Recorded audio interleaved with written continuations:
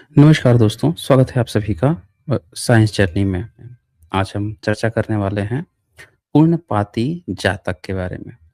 ये जातक कथा बहुत ही खूबसूरत जातक कथा है और आपको इसमें कुछ ऐसी मोटिवेशन मिलेंगी, विशेषकर हर बहुजन के लिए ये बहुत उपयोगी है। किस तरह से बहुजनों को भोला-भाला समझकर लूट लिया जाता है, उनको डकैती कर ली जाती है, उनके संसाधन, हक, अधिकार छीन लिए जाते हैं।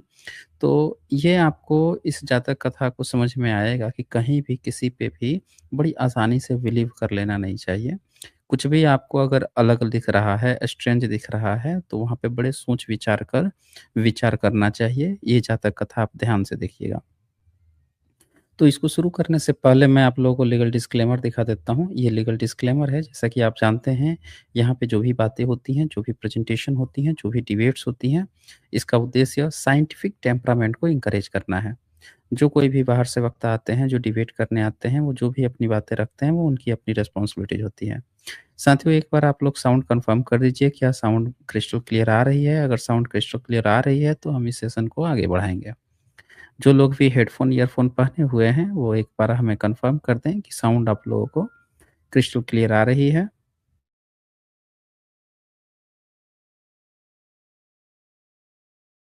ओके, ठीक है, तो हम इसको आगे बढ़ाते हैं।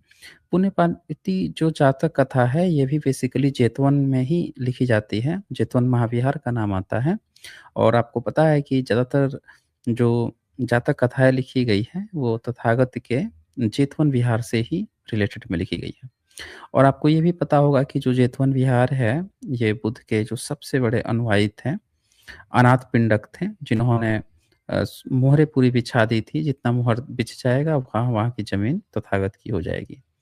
तो इन्होंने 18 करोड़ सिक्के मोहरें जो हैं वो बिछाई थी, ऐसा जातकों में प्रसंग में आया हुआ है, मैं पहले बता चुका हूँ।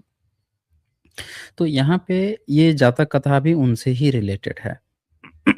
होता क्या है कि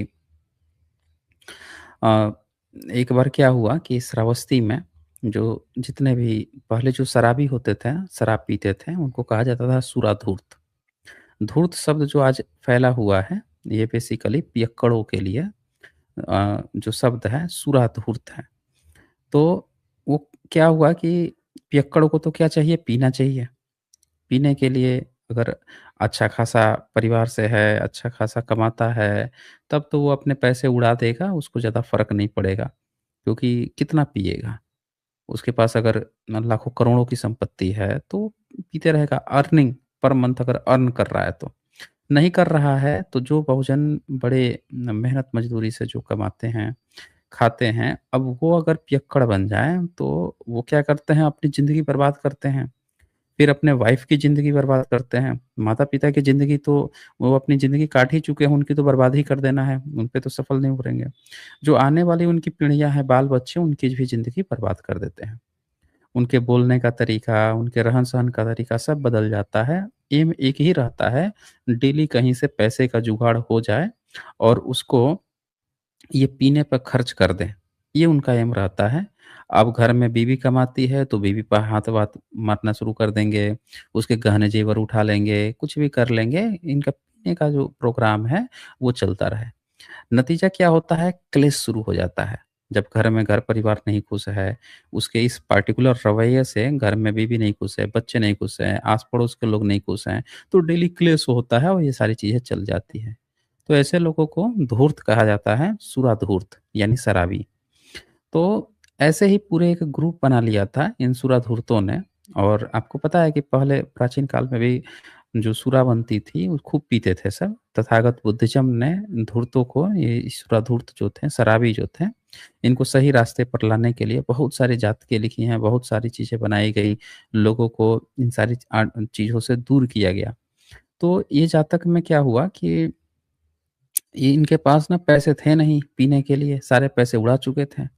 तो जब उड़ा दिए थे, तो इन्होंने क्या किया, इन सुराधूर्तों ने सोचा कि यार किसी किसी के ना हम लोग ऐसा किया जाए, किसी को लूटा जाए। लूटते हैं और कैसे लूटा जाए, ऐसे लूटा जाए उसको पता भी ना चले। उसको जाल में फँसाते हैं, फिर लूटते हैं और फिर उसका हम लोग वो करेंगे, फिर उसे पिएँगे शराब खरीद के फिर पिएँगे। तो अब ये सोचिए कि पैसा किसको ऐसा मोहरा बनाया जाए? तब इनके दिमाग में आया कि यहाँ का जो सबसे धनी व्यक्ति है, वो तो है अनाथ पिंडक और अनाथ पिंडक को हम लोग डेली देखते हैं, वो जाता है बुध के किसमें जाता है? तो चितवन में जाता है, बुध के पास जाता है डेली। उनसे बात विचार करने, कुछ न कुछ सीखने ज़रूर जाता है। लूटते हैं उसको, सबसे बड़ा सेठ है और महाश्रेष्ठी है, इसको लूट लेंगे तो बात बन जाएगी।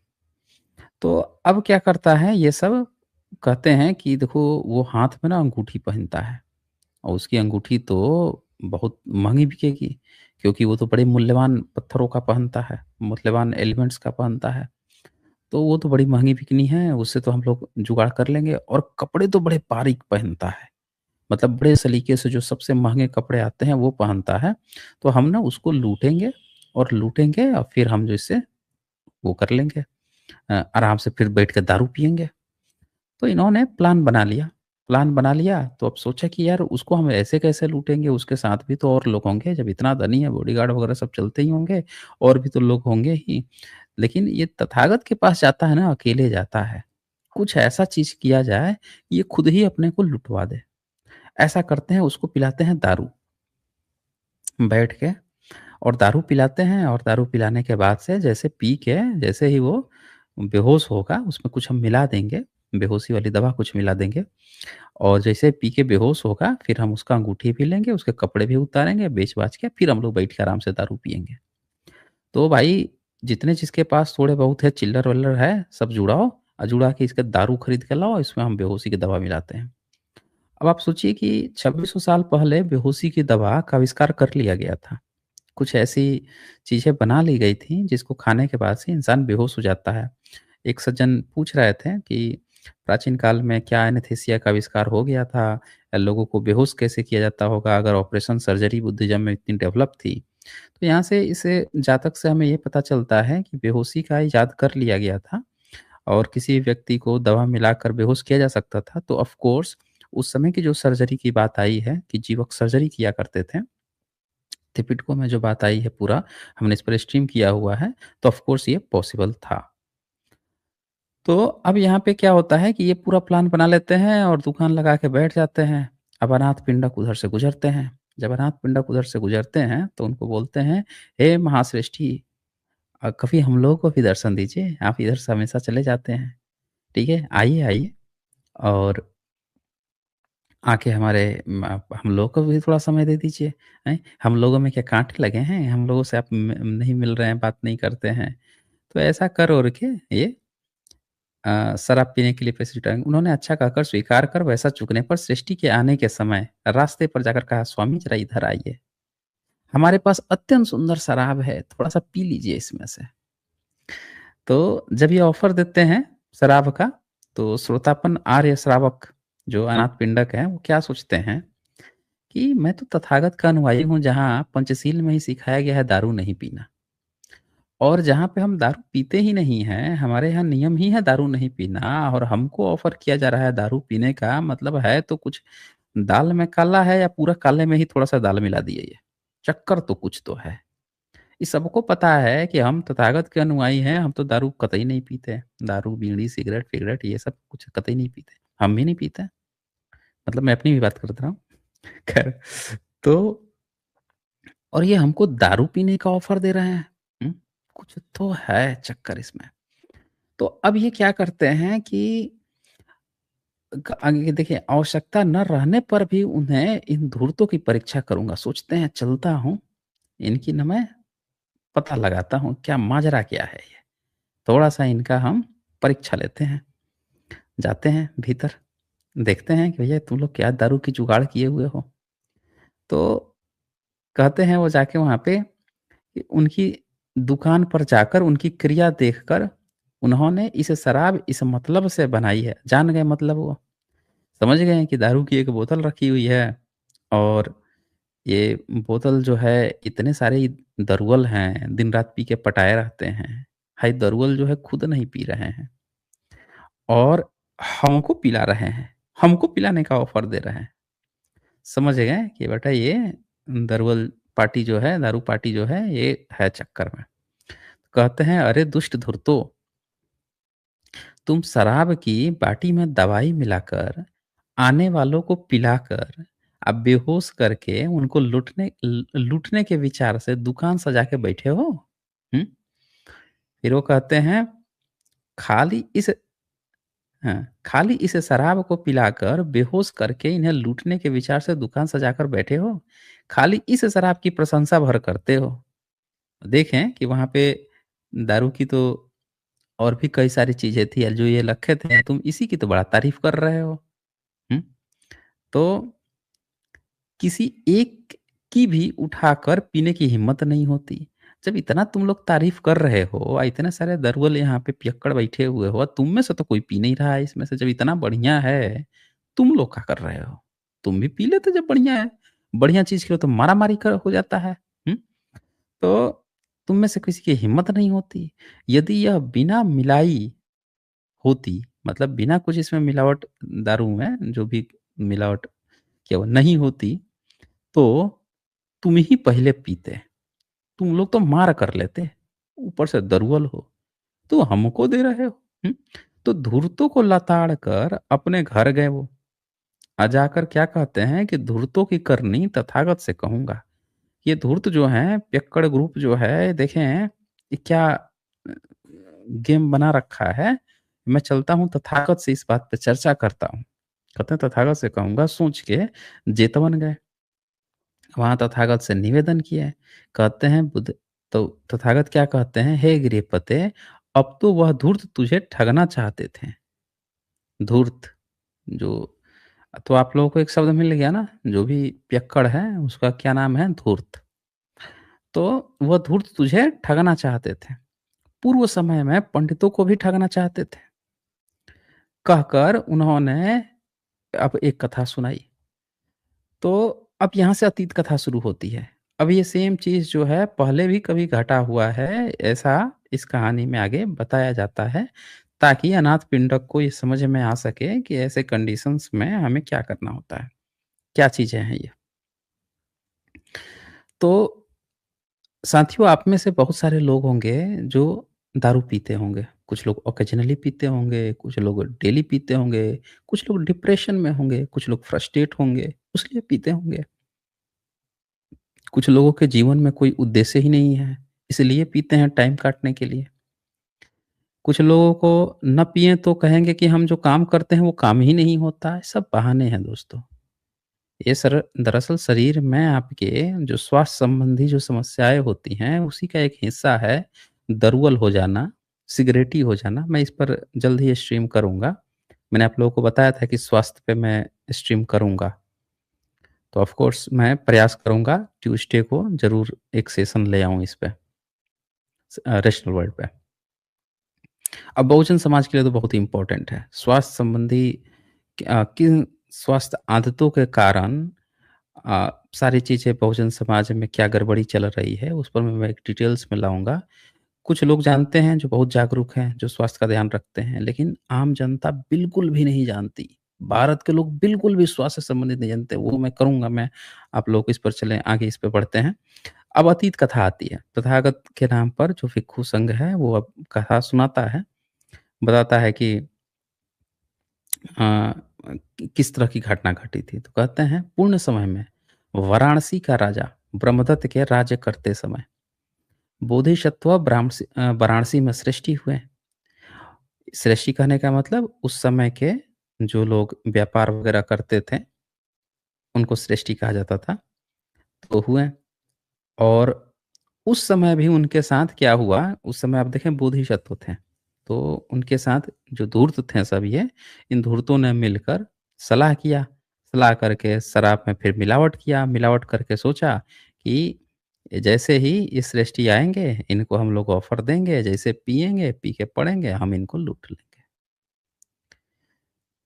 तो आदतें जो होती हैं इंसान की, वो आदतों के कारण कहीं न कहीं फँसता है।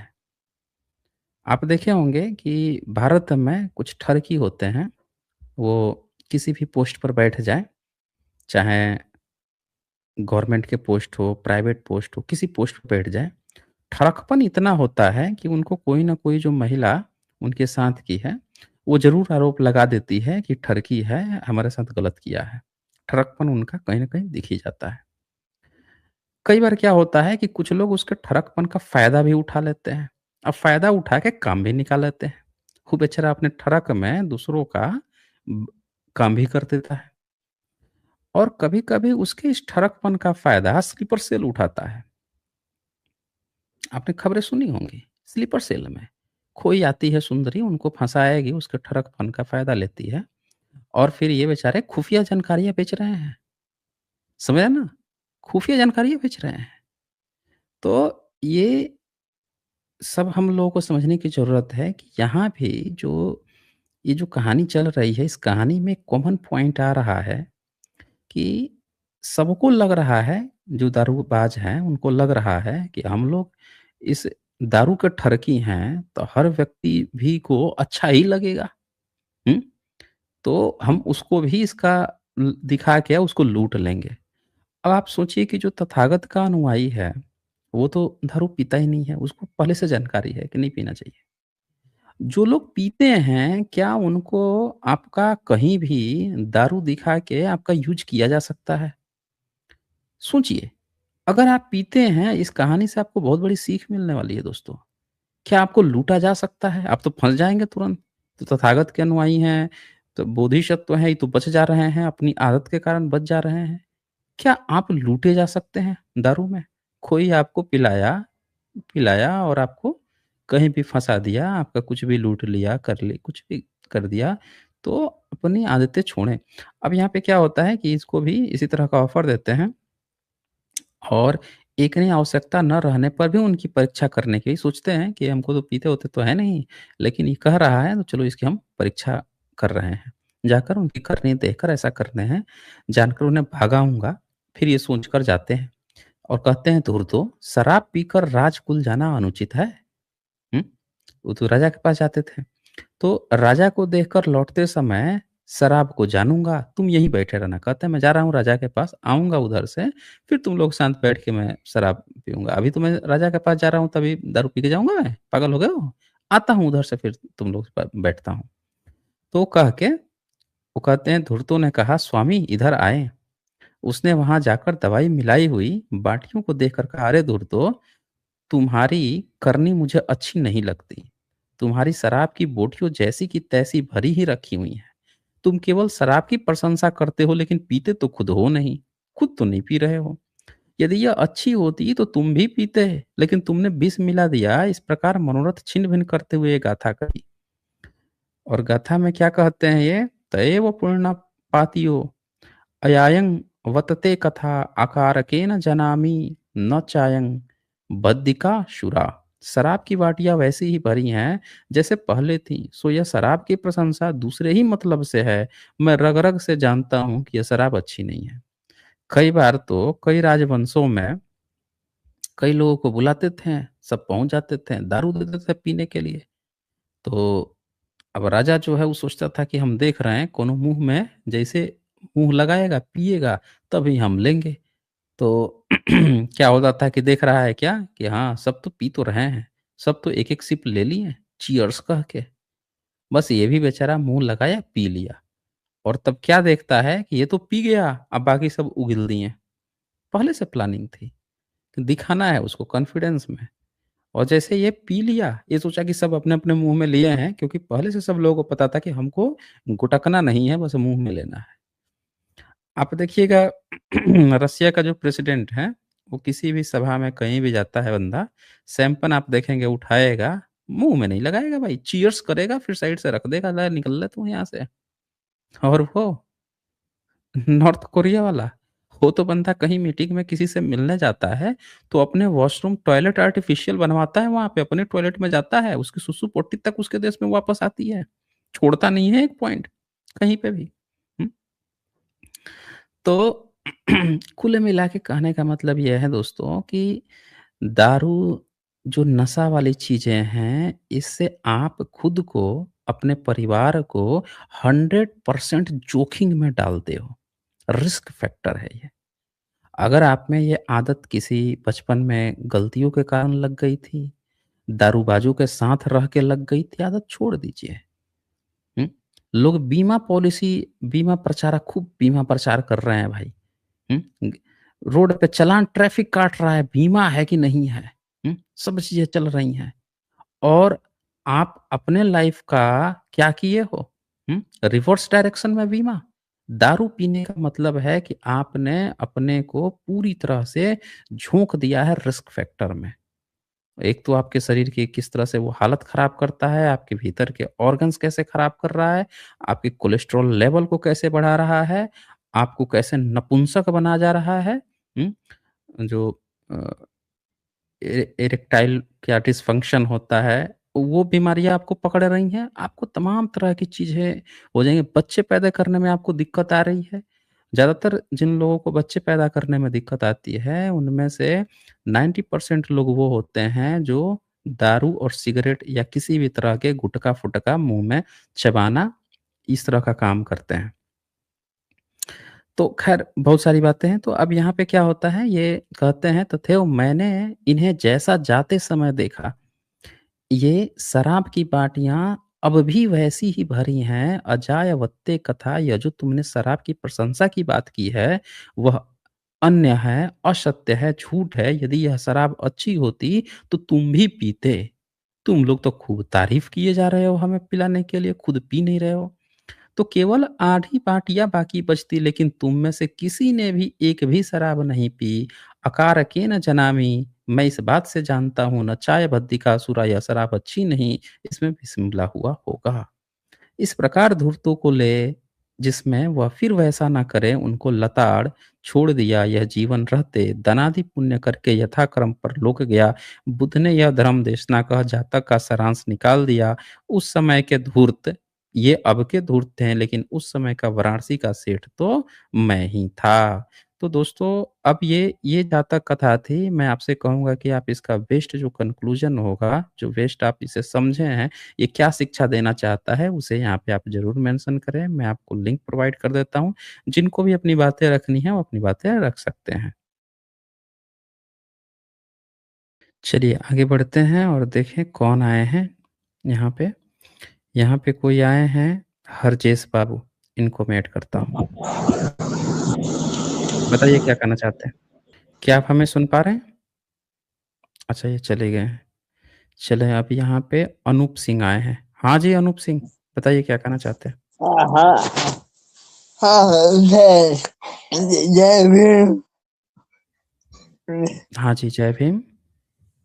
सर मेरा एक सवाल है कि हमारे देश के जातिवाद खत्म अब होना, ये जातिवाद हमारे देश से खत्म अब होना। मैं समझ गया। जी, जी, अनूप जी। देखिए जातिवाद वैसे ख़त्म होना है जैसा हम सब समझते हैं कि कोई जादू की छड़ी घूमेगी और इधर से ये झाड़ू मारा हमने, उधर से जातिवाद जो है उड़ के कचड़े में गया, कचड़े से हमने उसको निकाल दिया और इस तरह से चला गया घर से। ऐसे नहीं जाता जातिवाद। जातिवाद दरअसल लोगों के लाइफ़ का एक पार्ट बन गया है, जीवन का एक हिस्सा बन गया है और जिसमें लोगों ने जातिवाद को स्वीकार कर लिया है।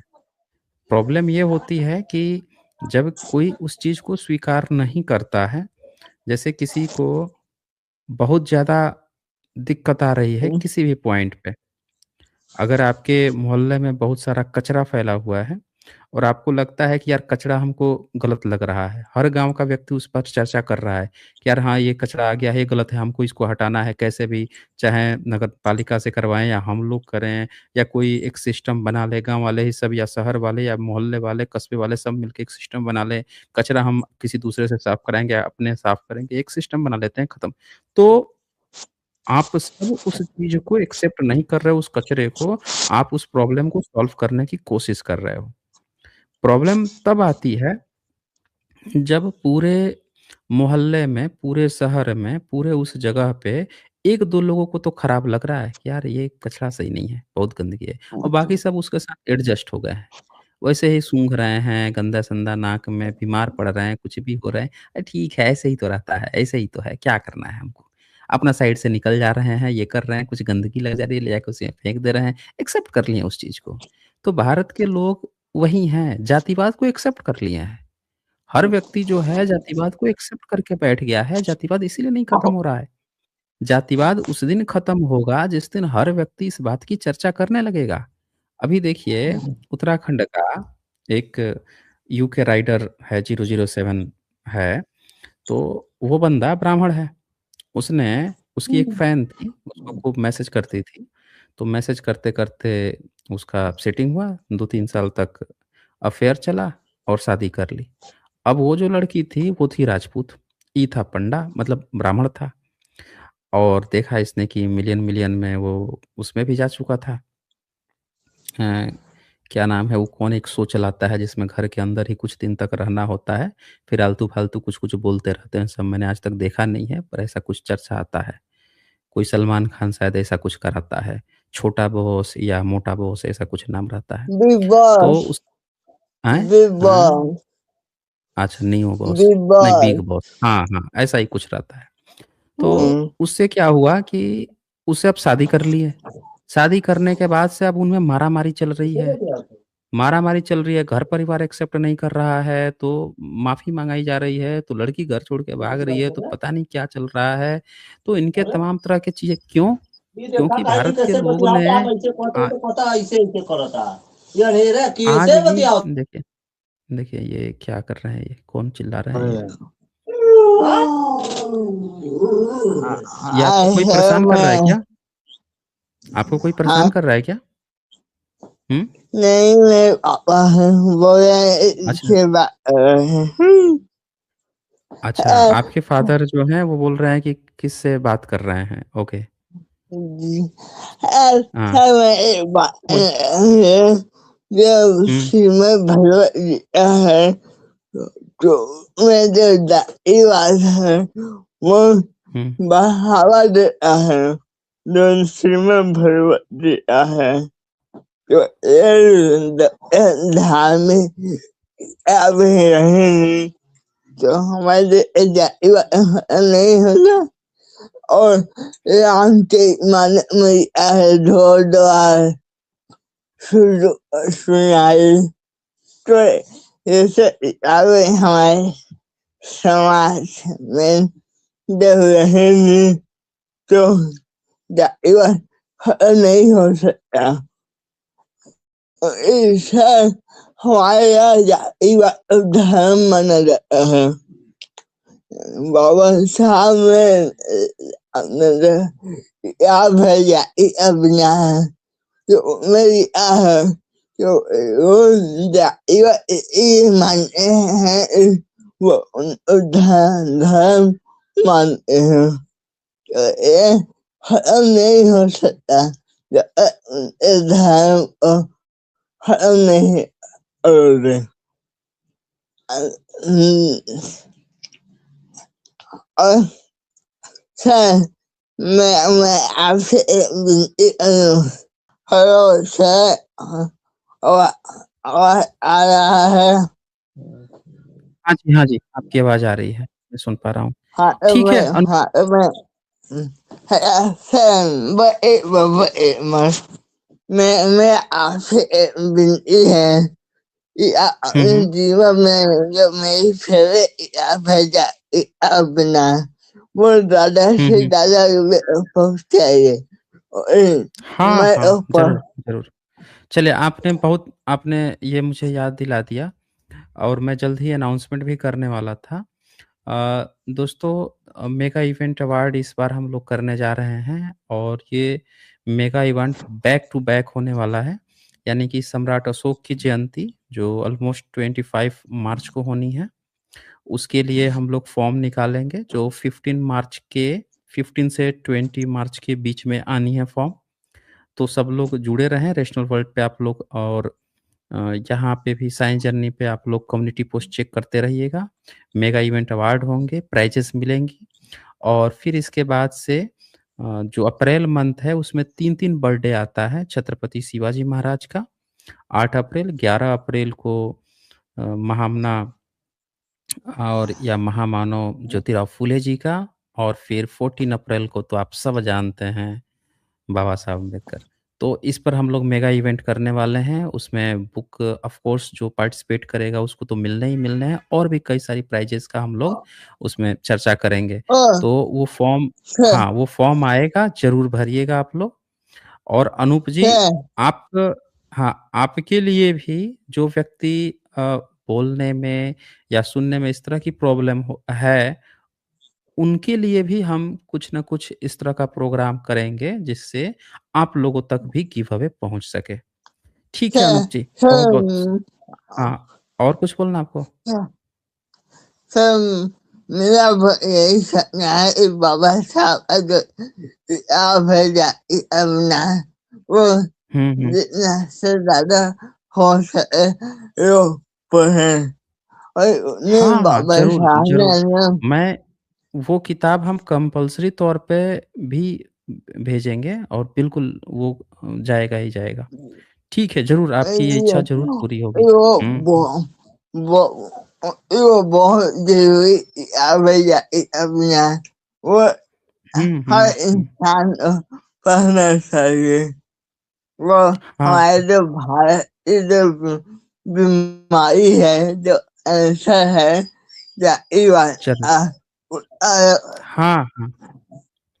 मैंने सुन लिया है, अनूप जी, मैंने सुन लिया है। आज की स्ट्रीम छोटी होती है ना, तो और लोगों को भी बोलने का मौका दीजिए।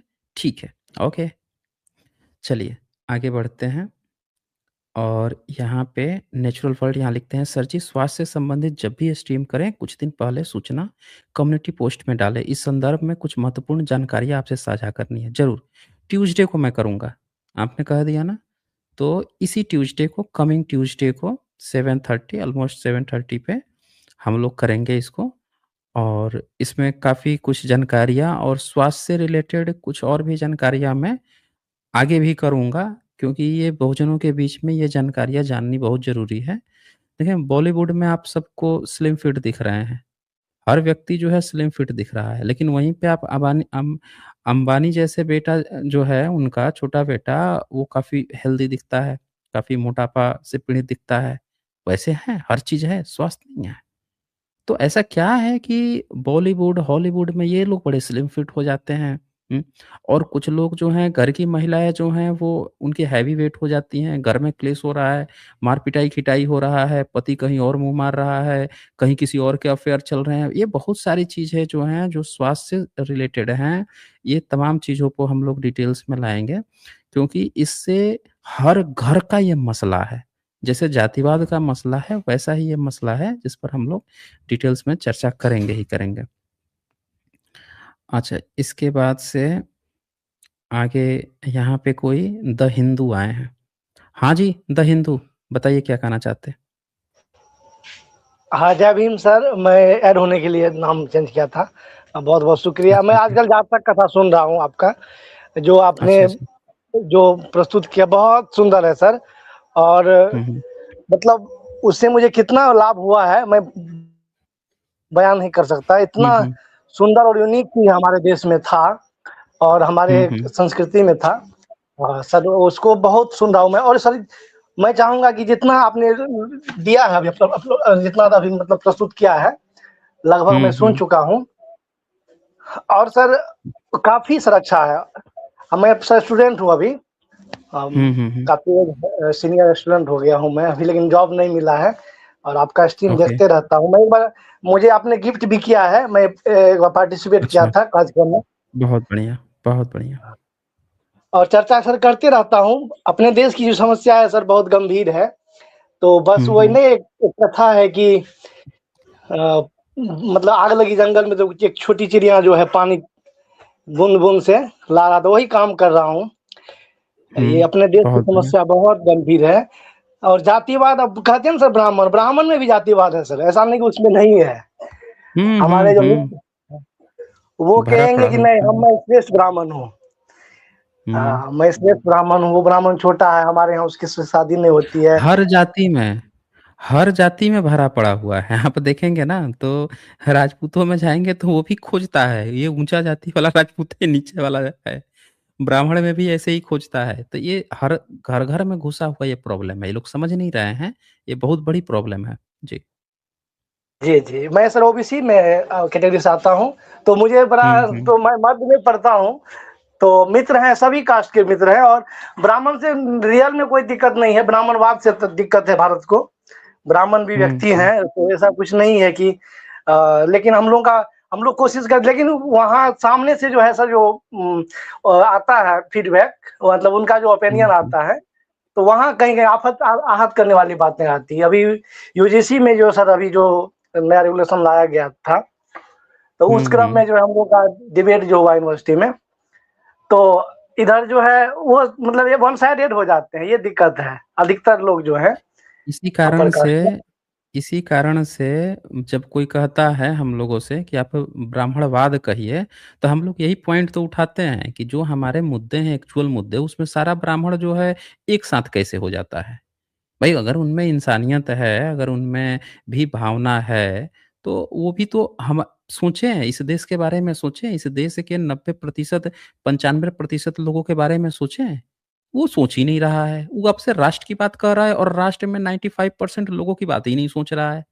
तो हम कैसे मान लें कि वो ब्राह्मणवाद और ब्राह्मण अलग-अलग शब्द है? जी। जी, बिल्कुल नहीं सर। कुछ लोग अब सर जैसे अमित सर आते हैं, अमित तिवारी सर जो आते हैं, तो मतलब मैं कोई पक्ष नहीं ले रहा हूँ सर, मैं न्यूट्रल हूँ इस मुद्दे पर।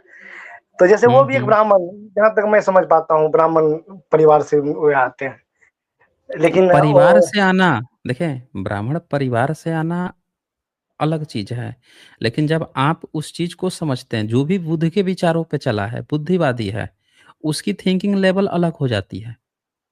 जी, उनकी थिंकिंग लेवल ना बिल्कुल ही अलग हो जाती है। तो और लेकिन जो लोग अभी भी पूरी तरह से मतलब या तो अपने को कहेंगे कि हम नास्तिक हैं, हम ये नहीं मानते, बाबा साहब से जिनको दिक्कत है, नास्तिक भी बने घूम रहे हैं, बाबा साहब से भी दिक्कत है। तो वो लोग ना कहीं न कहीं जातिवाद में अपने लोगों के पक्ष में खड़े हुए दिखाई देंगे। ये देखिएगा आप। जी, जी, जी।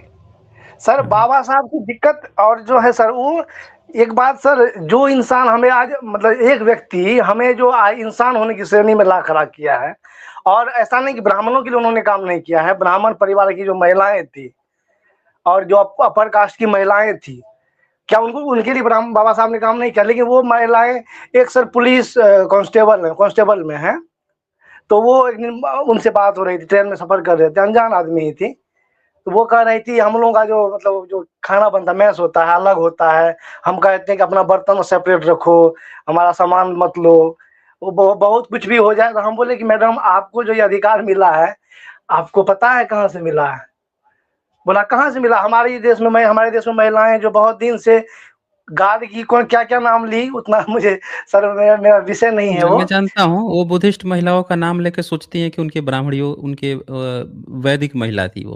वो सारा जी बुद्धिस्ट महिलाएँ हैं वो। जो थेरी गाथा लिखी है ना बुद्धिस्ट महिलाएँ, उन्हीं लोगों का नाम है और ये सब क्या करती हैं, वही नाम को नाम लेके ये जब वेद लिख रहे थे, अंग्रेज़ों के समय में, तो इनको नाम तो पता नहीं था, क्योंकि वेद का तो अधिकार ही नहीं महिला का हो। तो इन्होंने क्या किया, अपने वेद में झूठा कुछ नाम उठा के डाल दिया, जो ऑलरेडी बुद्धिस्ट महिलाएँ थीं, जो थेरी गाथा लिखी थी बुद्धिस्ट महिलाएँ, उन्हीं में से कुछ-कुछ का नाम इन्होंने डाल के कुछ कहानियाँ बना दी। अब ये हर जगह यही छींटते रहते हैं कि हमारे यहाँ ना गार्गी थी, मैत्री थी, ये थी, अरे सब बुद्धिस्ट नाम है। थेरी गाथा लिखने वाली महिलाएँ हैं ये। तो जिनको नहीं जानकारी है उनको ये उल्लू बनाते हैं। मैं खुला चैलेंज देके रखा हूँ कि कोई माई का लाल है आके हमको साबित कर दें कि इनकी कौन-सी वैदिक महिलाएँ थीं। एक भी दिखाई नहीं दी आज तक। ना इनका शंकराचार्य, ना इनका कोई वैदिक ब्राह्मण। आज तक एक सिंगल दिखाई नहीं देता है इस मुद्दे पे। जी। सर अगर वो अगर उनकी संस्कृति में ऐसा था तो फिर सती प्रथा कहाँ से आ गया हमारे देश में विचारने अभी से बात है ना सती सर अगर प्रथा ऐसा था अंग्रेज़ों से पहले महिलाएँ अलबरूनी लिखता है कि ये घर की महिलाओं को तो वेद सुनना ही नहीं था, ये तो खेतों में भाग जाते थे जब इनको वेद पढ़ना होता था। कि कहीं महिलाएँ सुन लेगी तो भाई निषेध है। महिला गाय तक नहीं सुननी चाहिए, फीमेल कोई जी जानवर जी तक भी नहीं सुननी चाहिए, ये तक लिख के गया है सर ये। उसमें ये महिला इनकी बातें ही विदुषी बन रही है। बातें ही ऐसी लिखी है ना सर तो सावित्रीबाई फुले माता सावित्रीबाई फुले जब पढ़ाने जा रही हैं, तो ये गोबर, गोमूत्र, मल-मूत्र फेंक रहे हैं। यही कह रहे हैं कि महिलाएँ पढ़ती थी। जी बताइए? जी कोई चीज आगे बढ़ता सर उससे आगे बढ़ता विज्ञान हाँ, सर हाँ। विज्ञान इतना आगे बढ़ा उसका क्या कारण है कि उसमें नए नए शोध हुए एक वैज्ञानिक की बात को दूसरे वैज्ञानिकों ने काटा है और उनको बड़ा प्राउड फील हुआ कि हमारी बात को नहीं ये सही है। यहाँ धर्म की बात करते हैं ये लोग और वहाँ पर चूँकि हम लोग तो सर देखते जो जहाँ तक पढ़े हैं हिस्ट्री में जहाँ तक भी, वो तो बिल्कुल वैदिक काल सर कैसे हो सकता है, क्या कहते हैं, बुद्धा से पहले। और जो चीज़ वो सर आपने सर बिल्कुल स्पष्ट किया, और सर किस तरह मैं शुक्रिया अदा करूँ आपका, अपनी आँखें खोली है हमारी। और बहुत सर बहुत सेंड करता हूँ वहाँ पर जो सवर्ण परिवार से हैं, जो हमारे दोस्त वगैरह हैं, उनको बोलता हूँ उज्ज्वल कहाँ से तुम फँस गया है, कहाँ किस चीज़ में। लेकिन सर करना है, और आने वाला समय सर जो है ना, भारत देश हमारा अच्छा वो पुनः वो समय आएगा वापस। और निश्चित ही आशा है, आशा करते हैं कि जितना जल्दी हो सके हमारे देश में फिर से वो संस्कृति जीवित हो, पुनर्जीवित हो, और हमारा देश फिर से वो खुशहाल हो। तो बहुत-बहुत जी, शुक्रिया जी, सर। ज़रूर। हाँ, थैंक यू। Okay, okay. अच्छा, इसके बाद से यहाँ पे नेचुरल वर्ल्ड लिखते हैं, मैसेज कर सकता हूँ क्या सर जी? थोड़ी लंबी हो सकती है। आप मैसेज कर सकते हैं, थोड़ी लंबी हो सकती है। अच्छा, मैसेज लिखने में आपको शायद टाइम चाहिए, तो कोई बात नहीं, अभी तो मैं हूँ 10 मिनट। आप लिखिए, आराम से लिखिए।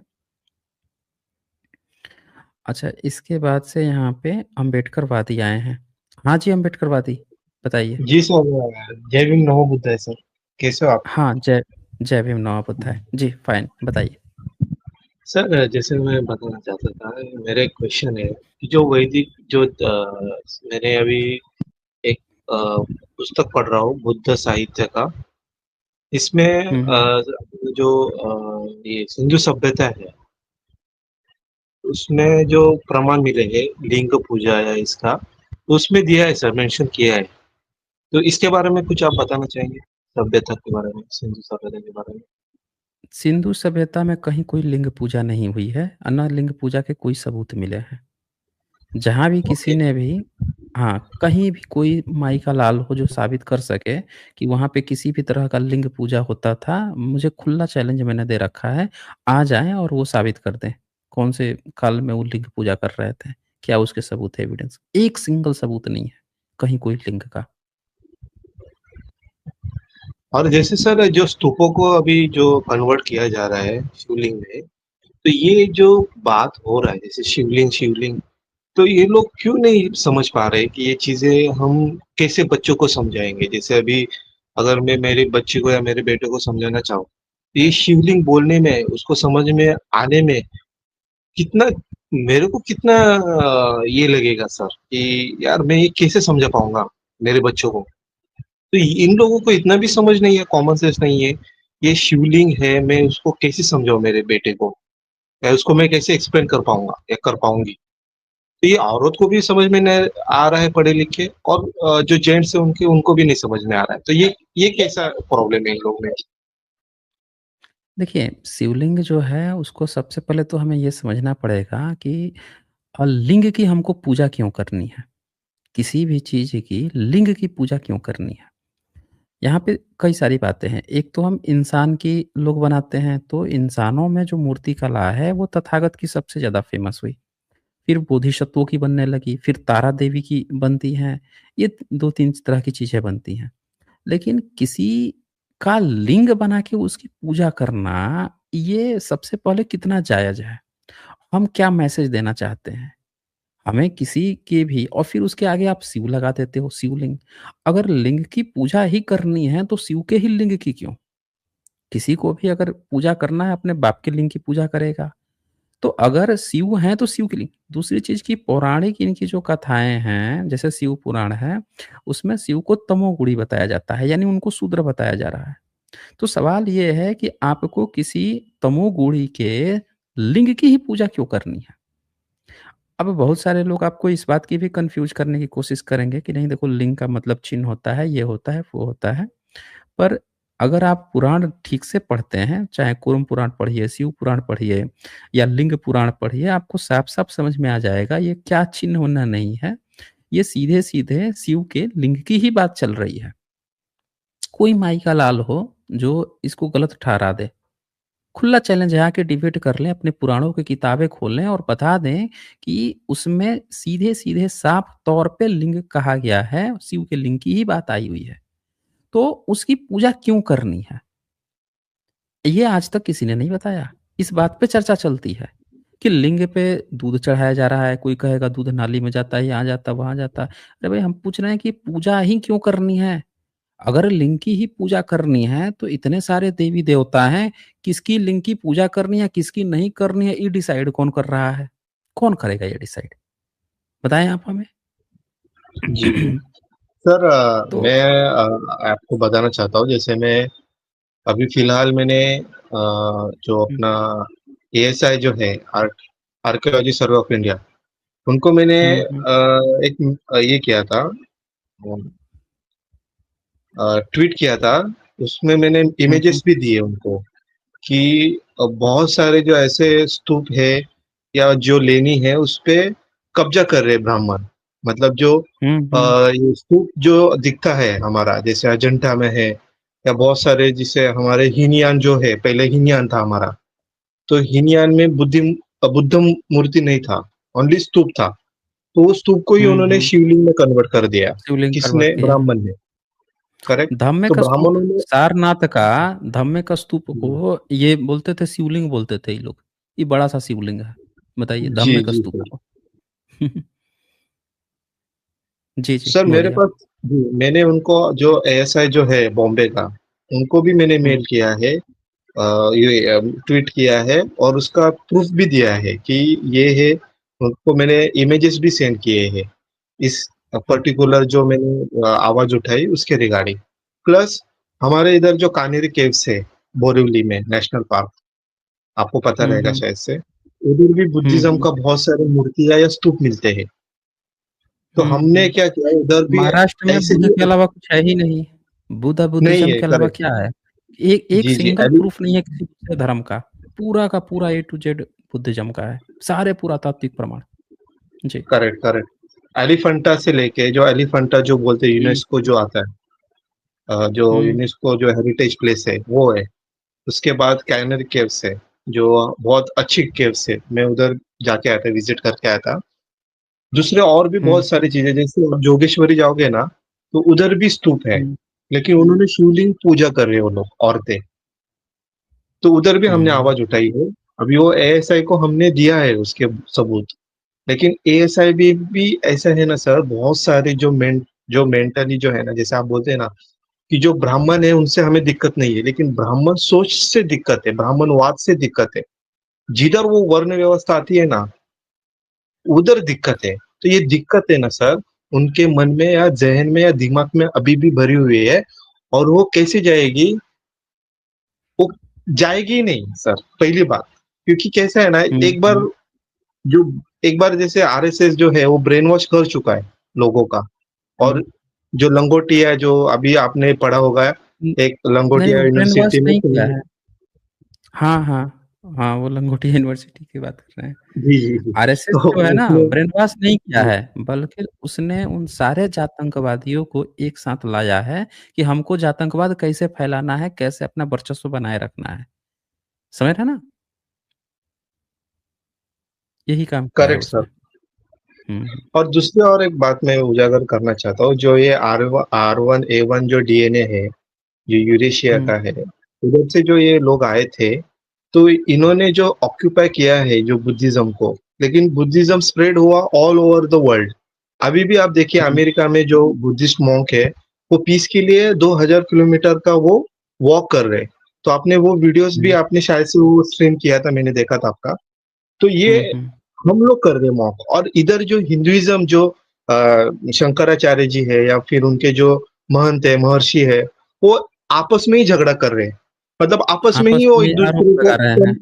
आपस में लगा आक्षेप रहे हैं कि लगा रहे हैं कि ये बच्चों का कौन जी, यौन शोषण कर दिया है, बटुकों का। जी, हुँ, जी, जी। और वो एक अभी उनके जो अंधेपना पे मैं आक्षेप नहीं करना चाहूंगा, लेकिन हुँ, वो हुँ। अंधे होके भी बाबा साहब के बारे में बोलते हैं कि हम उनका संविधान से भी फालतू। ऊपर मनुस्मृति मानते हैं। मतलब जो हुँ। आदमी पुस्तकों के लिए राजगृह बनाता है, बॉम्बे में उनका जो उसी दादर है पुस्तक घर, में उसी पुस्तक में चैप्टर 4 में लिखा है, उसके अनुसार वो धर्मगुरु भी नहीं बन सकता है, ना वो किसी शास्त्र का वाचन कर सकता है, उसको अधिकार ही नहीं है, उसी मनुस्मृति के अनुसार। जी जी, एज पर वैदिक जो है विचार उसमें उसमें। और दूसरी हाँ। बात, बाबा साहब पुस्तकों के लिए कितना प्यार करते थे। उन्होंने पहली पुस्तक जलाई है अपनी लाइफ में, जो कि मनुस्मृति थी। तो सोचिए कितना वो भद्दी और कितना गंदी रहेगी वो मनुस्मृति किताब, लेकिन आज भी लोग मनुस्मृति को फॉलो कर रहे हैं सर, आज भी। प्रैक्टिस में आ गया है ये ना इनके प्रैक्टिस में है।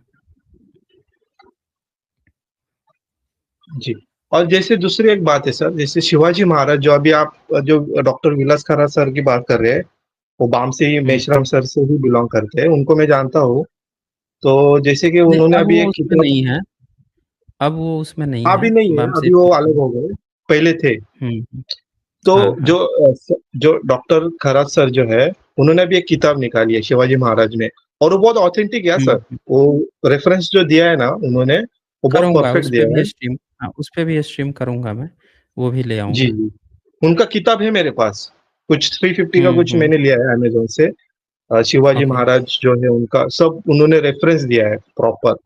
तो ये बहुत हुँ। अच्छा है, अगर आप रेफरेंस से उनको बोलोगे ना कि 8 अप्रैल जो है, हम 19 फरवरी बनाते हैं ना, तो एज पर हुँ। डॉक्यूमेंट वो 8 अप्रैल ही है। जो महात्मा हुँ। फुले जी ने उनका जो ये किया था ना, ढूंढा था, ये क्या बोलते हैं उसको, समाधि, वो उस हिसाब से हुँ। 8 अप्रैल है, लेकिन ब्राह्मणों ने हुँ। 19 फरवरी किया है। ठीक है, तो ये सब चीजें है हुँ। सर इसमें। और एक बात बताना चाहूंगा सर जो इम्पोर्टेंट है, जैसे हम जो है, अभी मैं बुद्धिस्ट हूँ, लेकिन जब भी मैं जाता हुँ। हूँ ना मेरे दोस्तों में या किसी भी फंक्शन में, तो मैं नोटिस करता हूँ कि जो उनका देखने का या समझने का तरीका, भले मेरे पास पैसा है, सब है चीजें, इवन मैं हुँ। नॉलेजेबल भी हूँ उनसे ज्यादा, लेकिन जब वो आते हैं ना, तो एक अलग ही उनका एटीट्यूड या ईगो रहता है उनमें। तो ये चीज कैसे आती है उनमें? हुँ। ये जाति का दंश है, ये जातिवाद के इनके पैरेंटल, ये जैसे होता है ना, सबके माँ-बाप अपने बच्चों को बोलना, सीखना, पढ़ना, हर एक चीज़ वो सभ्यता, संस्कृति सिखाते हैं, वैसे ही जातंकवादी ग्रुप जो है अपने बच्चों को जातंकवाद सिखाता है। वही जातंकवाद वो आपको दिखता है। सुने ना? बचपन में जी जी यही सर। चीज़ सिखाई जाती है। इनके घरों में आप जाएँगे ना, तो इनके घरों हम्म। में जैसे जब कोई बच्चा खराब काम करता है, तो उसको जातियों का नाम लेके बोला जाता है कि तू ये काम कर रहा है, ये जाति का। मतलब इनके माइंड में ये भरा जाता है कि ये जाति ऐसे ही काम करती है, गंदे लोग होते हैं ये, नीचे होते हैं, ओके। नीचे जाति। मतलब जाति वो लेना का मतलब ये गाली समझते हैं, गाली दे दिया उसको, समझ रहे हैं? इनके घरों में इस तरह की चीज़ें प्रैक्टिस की जाती हैं। ओके। और सर जैसे मैंने अभी एक किताब पढ़ी थी, जैसे अपना बुद्ध बुद्ध के इसमें जो वर्ण हुँ। व्यवस्था है, जिसे अपने बोलते ब्राह्मण, शूद्र, वैश्य और ये क्षत्रिय, तो जो भिक्खु बौद्ध बने या बुद्ध बने, जो कश्यप जी है या 28 जो बुद्ध बने थे, तो हुँ। इसमें जो शूद्र है वो बने थे क्या बुद्ध? ऐसा बहुत जन ने मेरे को क्वेश्चन किया है कि शूद्र में से कोई बना था क्या? तो उधर डिस्क्रिमिनेशन था क्या पहले वर्ण का? ऐसा कुछ था चीजें? नहीं, पहले वर्ण व्यवस्था ही नहीं थी। वर्ण व्यवस्था होती तब तो कोई शूद्र बनता ना, वर्ण व्यवस्था ही नहीं थी। हर व्यक्ति बाय डिफ़ॉल्ट बुध को ही मानता था। आप अगर देखोगे, आप मिहिर कुल का आप देखो ना, मिहिर कुल को। हम्म। मिहिर कुल को आपने देखा है? मतलब जो उसके प्रसंग पढ़ा है, वेन सॉन्ग ने उसके बारे में लिखा है। वेज सॉन्ग का नहीं, उसका नहीं पता है। अच्छा, नहीं पढ़ा है। मैं आपको एक पॉइंट दिखाता हूँ, उसको देख के आप समझो और समझ के बताओ कि शूद्र कौन था, अभी आपको तुरंत क्लियर हो जाएगा। ठीक 7वीं है। सदी में भी शूद्र कोई नहीं है। ये आपको जो भी वर्ण व्यवस्था के हिसाब से त्रिपिटक को दिखा रहा है, वो आपको बेवकूफ़ बनाने की कोशिश कर रहा है, कोई वहाँ पे नहीं है। ये मिहिरकुल की जब चर्चा करते हैं वेनसॉन्ग, चौथा अध्याय 15 प्रदेशों का तसीहिकिया में, तो ये क्या लिखते हैं, देखिए, ये आपको स्क्रीन पे दिख रहा है? जी सर। हुँ। तो मीरकुल जो था ना उसके पूरा बुद्धिस्ट हर घर, हर व्यक्ति बुद्धिज़्म को ही मानता था। हर व्यक्ति ही मानता था, चाहे राजा हो, चाहे प्रजा हो, हर व्यक्ति। तो मीरकुल सोचता है कि मैं ना बुद्धिस्ट भिक्षुओं को बुलाकर और थोड़ा-सा ज्ञान सीखता हूँ मैं।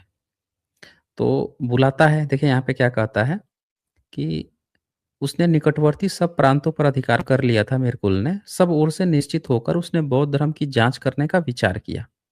इस कारण उसने आज्ञा दी कि जो सबसे बड़ा विद्वान भिक्षु हो वो मेरे निकट लाया जाए। परंतु किसी भी भिक्षु ने उसके निकट जाना स्वीकार नहीं किया, क्योंकि जो लोग संतुष्ट थे वे किसी बात की इच्छा न रखते थे। उन्होंने प्रतिष्ठा की परवाह नहीं की और जो बहुत योग्य विद्वान तथा प्रसिद्ध पुरुष थे, उनका राजकीय दान की आवश्यकता नहीं थी। किसी को भी वो बुलाता था ना कि आप आएँगे हम पैसे-वैसे देंगे, ये करेंगे, हमको सिखाओ, हमको समझाओ, कोई गया ही नहीं। अब क्या होता है कि इस समय राजा के सेवकों में से एक वृद्ध नौकर था। देखिए कौन है ये? राजा का नौकर। नौकर है, वृद्ध है, तो नौकर क्या होते हैं? शूद्र ही तो होते हैं ना, उसी का तो काम होता है सेवा करना। सेवा करना है। हैं?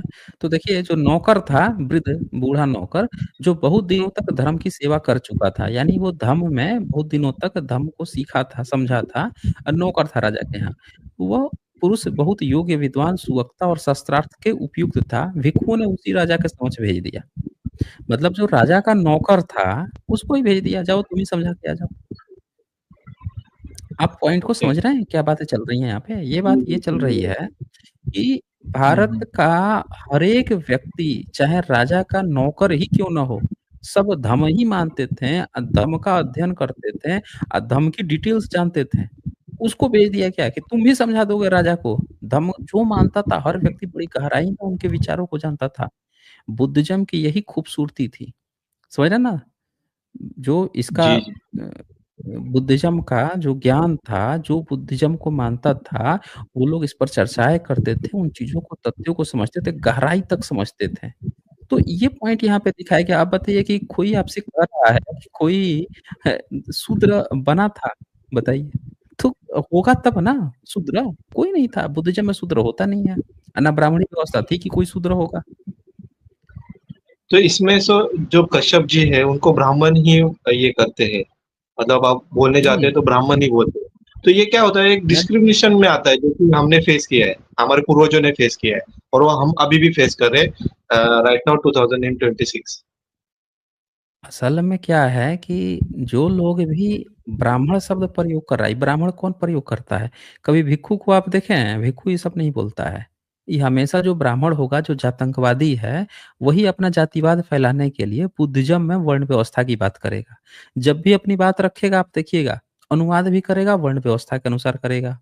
उसमें जब किसी मॉन्क को किसी बुद्धिस्ट विद्वान की बात करनी होगी, उसके आगे ब्राह्मण लिखेगा। आप अनुवाद को बताइए, पूरे इस हेन-सॉन्ग ने अपनी किताब में कहीं भी ब्राह्मण शब्द प्रयोग ही नहीं किया है, कहीं नहीं प्रयोग किया है। अनुवाद में हर जगह आपको कहीं न कहीं ब्राह्मण दिख जाएगा। ये अनुवादकर्ता जो है, ये ब्राह्मण था खुद ही, समझ रहे हैं ना? ओके।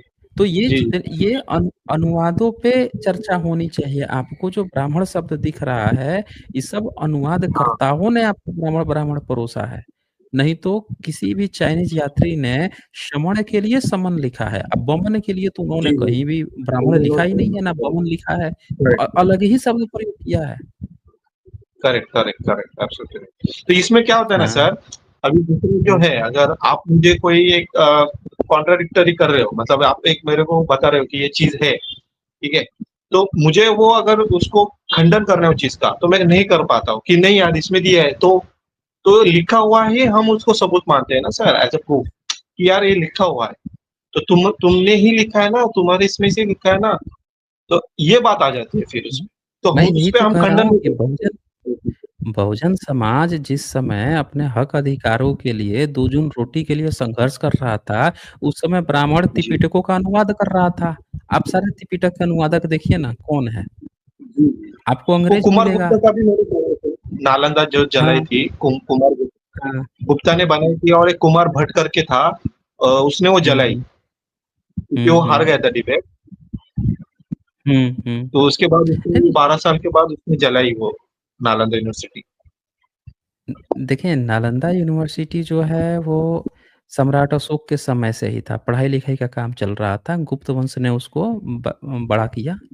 गुप्त वंश के बाद से आगे के वंशों ने हर्षवर्धन के समय और फैलाव हुआ, बढ़ते गया।